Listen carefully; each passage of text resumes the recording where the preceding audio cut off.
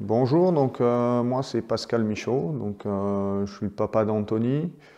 Donc il y a 2 ans, on lui a décelé un cancer des testicules. Donc il était en école d'ingénieur à Aubière. Donc nous sommes partis aussitôt décelé, nous sommes partis avec lui.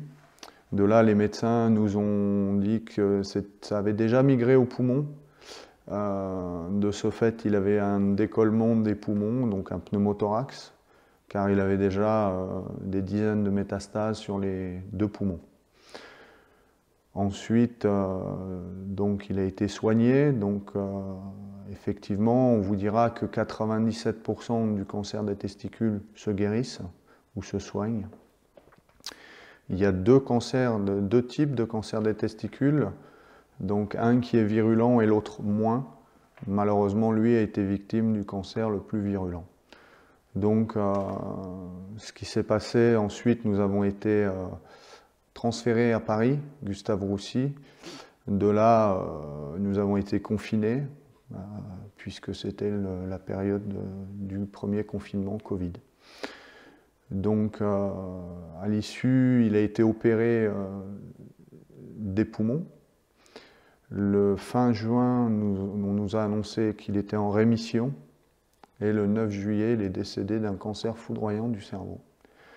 Donc je vous dis ça parce que, voilà, on vous dira, vous entendrez, vous verrez dans les statistiques que 97% des cancers du testicule se soignent. Mais ce qu'on ne nous dit pas toujours, c'est ce que l'on m'a dit en tout cas, c'est que mon fils n'est pas décédé du cancer du testicule, mais du cancer du cerveau. Donc il faut prendre ça très au sérieux parce que c'est un cancer qui est très vicieux, car ça ne fait pas mal. Il y a une grosseur qui se forme au niveau des testicules et c'est le seul moyen de s'en rendre compte. Il n'y a aucune douleur. Donc aujourd'hui, on est, je pense, assez bien placé pour savoir que voilà, mon fils a été décelé début février et décédé le 9 juillet. Donc ça a été très vite, très violent. Il s'est battu avec un courage incroyable, il ne s'est jamais plaint. Donc aujourd'hui, moi, en fait, il y a 2 ans, donc pour me vider la tête, j'avais besoin de faire quelque chose pour me vider. Voilà. Donc j'ai pris mon vélo de l'Île-de-France et je suis descendu sur Saint-Cyprien dans le 66, seul, sans assistance. Donc je l'ai fait en 5 jours et demi. C'était pas une course, loin de là, hein. C'était vraiment pour mon bien-être et me recentrer sur moi-même. Donc cette expérience m'a montré que beaucoup de gens m'ont questionné et m'ont demandé pourquoi je faisais ça. Donc je leur ai répondu et puis à mon plus grand étonnement, enfin, personne ne connaissait cette maladie, ou très peu. C'est pour ça qu'aujourd'hui, je tiens à faire ce projet qui va consister à faire le Tour de France, ou presque. Pourquoi le côté Monaco, enfin cette côte, je n'y vais pas parce que notre histoire commence à Aubière, là où la maladie a été décelée. Donc je tenais à monter à l'école d'ingénieur où était mon fils, de façon à parler à ses camarades, et ensuite aller à l'hôpital pour remercier les soignants qui ont été exceptionnels. Donc voilà, donc comme je disais, ensuite je vais faire toute la boucle. Et pour finir mon périple, Hendaye, par les Pyrénées, je reviens chez moi. Donc pourquoi je fais ces 5100 km avec un peu plus de 39 000 mètres de dénivelé positif? Pour les cyclistes, ça leur parlera sûrement. Pourquoi? Parce que tout simplement, le cancer du testicule est très peu connu, surtout de nos jeunes adolescents et des parents aussi. Donc j'ai décidé de faire ce périple pour nos enfants, je dirais, afin de les sensibiliser. Donc ce tour de vélo, a pour but de communiquer avec nos jeunes adolescents et jeunes adultes, puisqu'il touche des enfants de 15 ans jusqu'à 35 ans.